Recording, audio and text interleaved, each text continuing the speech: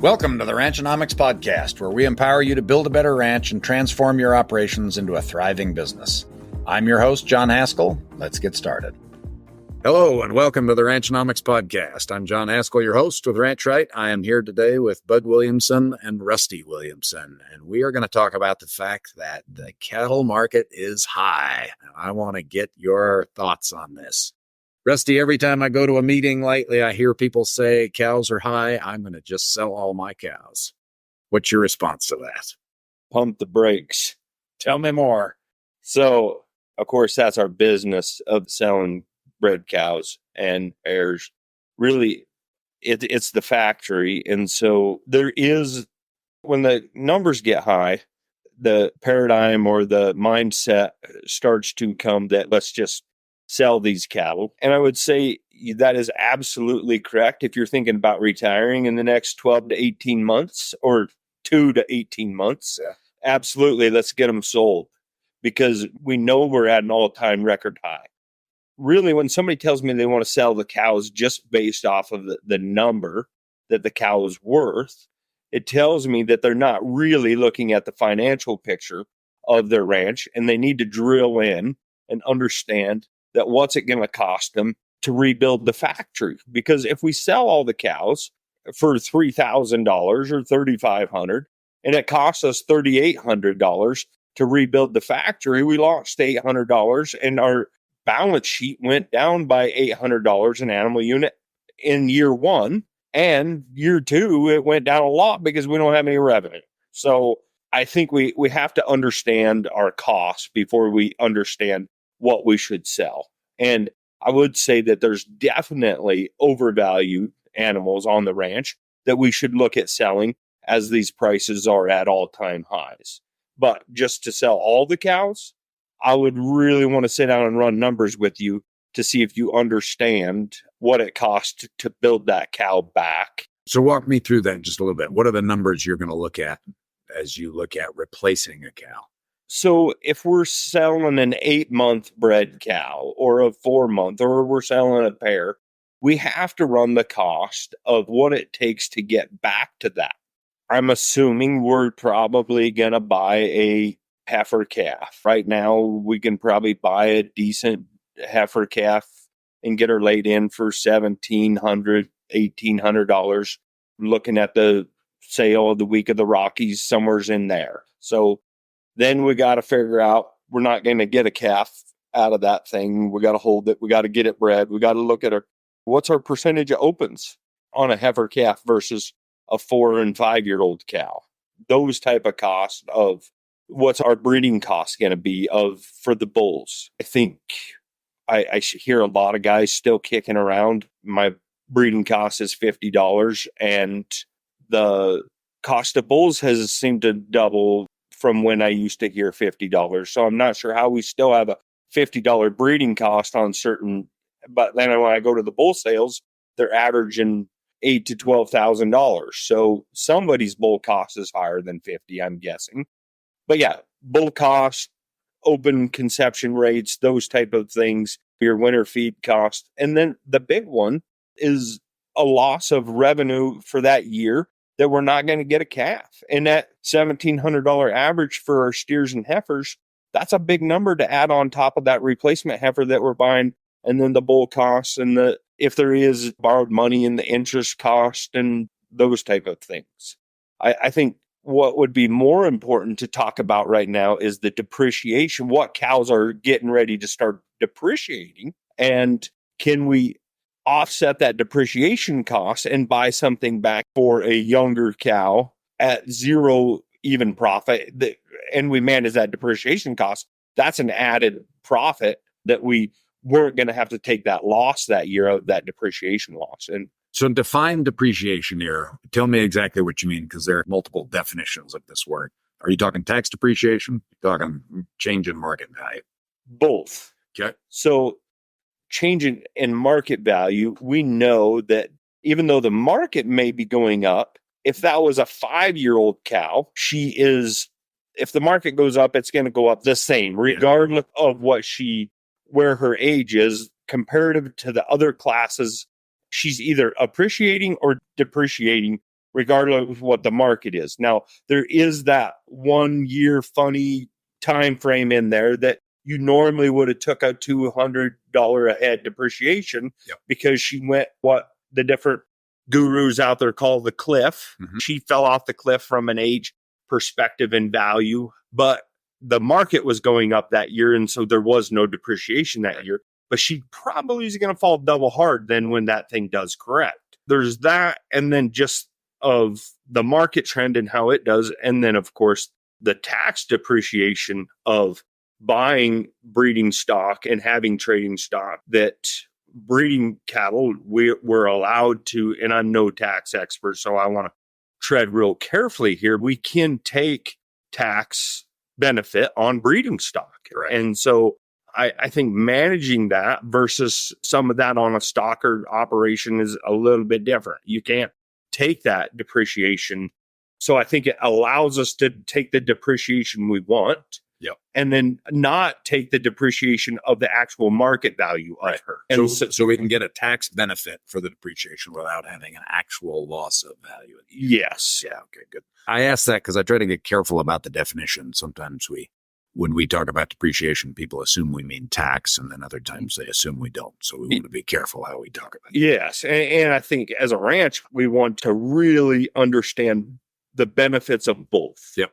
Of the market depreciation and the tax depreciation and the benefits of it, and understanding that. And maybe we don't, but make sure that whoever's doing the taxes understands it. And it's part of our management plan.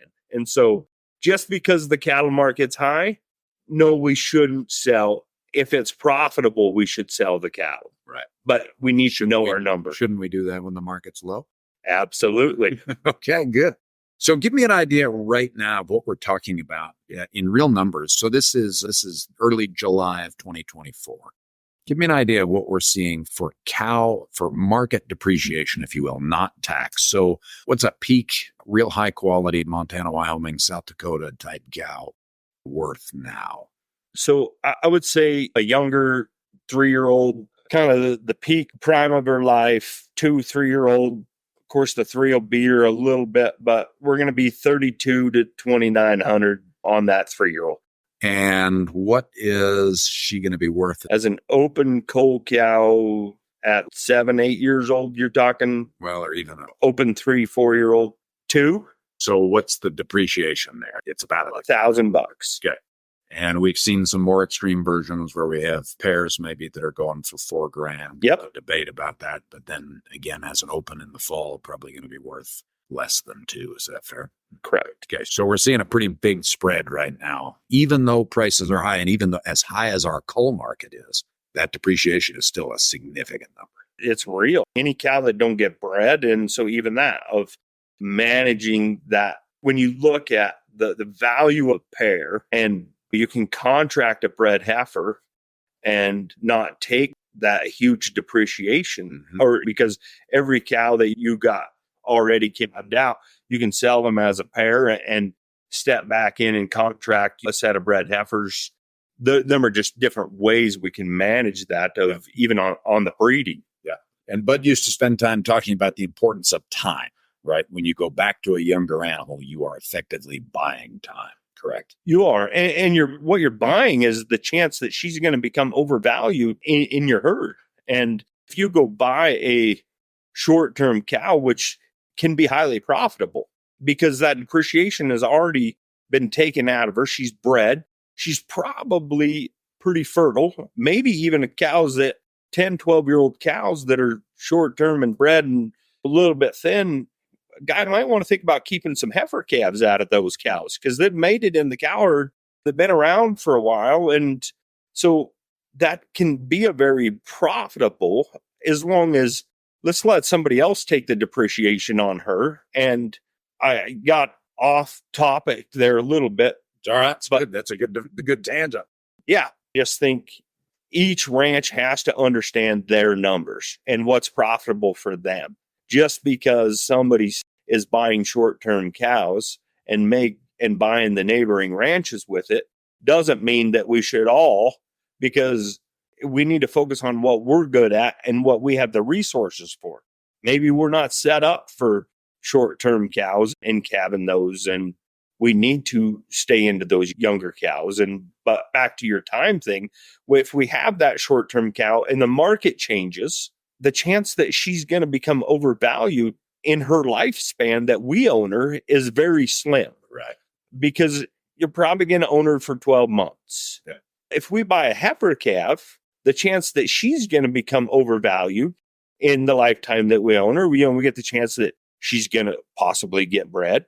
So she went up in value because she went from a yearling heifer to a bred heifer. Then we calved her out. Now she may be, that could have been a peak, but not necessarily.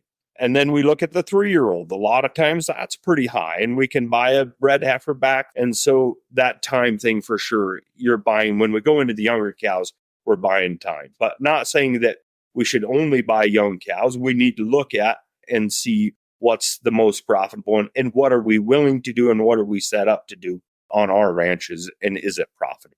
Excellent. So you guys are full-time cow marketers, is what you do for a living. Are you willing to make a prediction on the cow market? Do you worry about whether the cow market's going up or down? I don't worry whether it's going up or down. Why? Why? Because we don't know where it's going, but we know what it is today. And if we know what the market is today, we know that we can be profitable. If we base our business off of what the market is today, we wouldn't be in the marketing business if we knew what the market was going to do, because we wouldn't have to have it. We just own everything. Or you don't nothing. Or we don't nothing. Have you ever guessed wrong about where the market's going? Absolutely. Yes. Interesting. Are you optimistic or pessimistic about the next 12 months? Very optimistic. Yeah. I think the fundamentals are there with the low cow numbers and that, but that doesn't mean the market's going up. Yep. We seen it last year, late in the year. Everybody, we were all pretty optimistic. Guys that sold cattle contracted early in July, bred heifers for that $2,500, $2,700. And a lot of people thought they were crazy, that this market's going to get to 3,000. And there was some that sold for 3,000, but the majority and the average wasn't there. A lot of cattle later in the year, that calf market kind of fell out, and that bred market just got pretty stagnant and just was pretty low. And if it makes sense and it's profitable for you to sell today and you're profitable, that's when you should sell cattle. Yeah, love it. Anything you want to add, Bud? No, I just was thinking along those same lines of often the guys that hold out. When you put the feed cost to it month after month, somebody's paying to keep that animal. Don't get greedy. Take little bits as you go, and it works. Yeah, very good. And that works whether the market's up or down. Yeah, we see it both ways. Absolutely. Yeah. If you can take, maybe even it creates an opportunity because now you sold those cattle early and it was profitable for you to sell them early. And it may create, now you have time and money versus just time, and you had your money in your inventory, and there's an opportunity that comes up that you can take advantage of, whether it's land, feed, cattle, whatever it is, those opportunity costs. They become real costs. Yes. Yeah, I love it. How'd Bud Williams always said, never run out of feed, never run out of money. That's right. And time. Yeah, that inventory triangle matters. Yeah, it does. One of the things I find, and it just keeps ringing wrong in my ears as I hear people say it, is I keep hearing people talk about the market. And I'm absolutely amazed, because as somebody that shops for cattle and sells cattle in different parts of the country, there is no quote unquote market. Even within the cow-calf sector, right? There are so many different products you can sell, right? In the stocker business, there are different products you can sell. There are different parts of the country you can sell in. There are different times a year to sell in. This idea that the market is high is completely ridiculous to me. It is, the market is so many things and so complex that if you're willing to look around, there are parts that certainly are high, but there are parts that aren't. And this concept of undervalued and overvalued, which you've referenced a few times, becomes really important. Yeah, I think that's the biggest thing to understand, is all the different spectrums of, or factors, whatever you want to say, of the market. You tell me what the market is, and then we could maybe discuss whether it's high or low. Right. Because, there's too many nuances in there to say that the market's high or the market's low. Yep, very good. Thank you, gentlemen. I appreciate it. These are great thoughts. Absolutely. Thank you. Enjoyed the conversation. A lot of fun to visit. These guys have a website. Tell me what it is again. Williamsonlandandcattle.com. Very good. And you're on social media, Facebook, Instagram? Absolutely. You can reach us at 307-680-4595. Fantastic. Thank you very much, Joe. Thank you, John. Thank you for tuning into the Ranchonomics podcast. We hope this episode helped you win today. If you enjoyed this episode, please subscribe and share it with a friend.